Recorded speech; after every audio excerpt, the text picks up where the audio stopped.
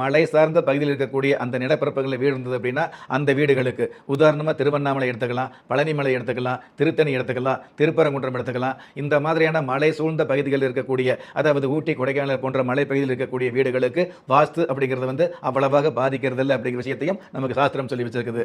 நான் கடந்த காலங்களில் கனடா போகும்பொழுது நம்ம நாட்டில், அதாவது தமிழ்நாட்டில் திரைப்படத்துறையில் கொடிகட்டி பிறந்த ஒரு நடிகைக்கு பார்த்தீங்கன்னா அவங்க வீட்டுக்கு வாஸ்துக்கு பார்க்க போயிருந்தேன். அதாவது இருக்கிற நாளில் ஃப்ளைட்டை கேன்சல் பண்ணிட்டு கூட எங்களுக்கு நீங்கள் கண்டிப்பாக எக்ஸ்ட்ரா 2 நாள் இருந்து எங்கள் வீட்டுக்கு வாஸ்து பார்த்து கொடுக்கணும்னு சொல்லியிருந்தாங்க.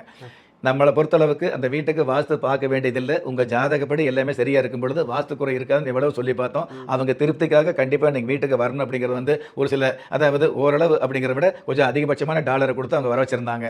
அதனால வாஸ்து அப்படிங்கிற விஷயத்தை நினைச்சு வகை தெரியாமல் குழப்பிக்கிறத விட பொதுவாகவே உங்களுடைய ஜாதகம், நான் திரும்ப திரும்ப சொல்றேங்க, உங்களுடைய ஜாதகம் உங்களுக்கு சாதகமாக இருந்ததுன்னா உங்களுடைய வாழ்க்கை உங்களுக்கு சந்தோஷமா தான் இருக்கும் அப்படிங்கிறது நிதர்சனமான உண்மை.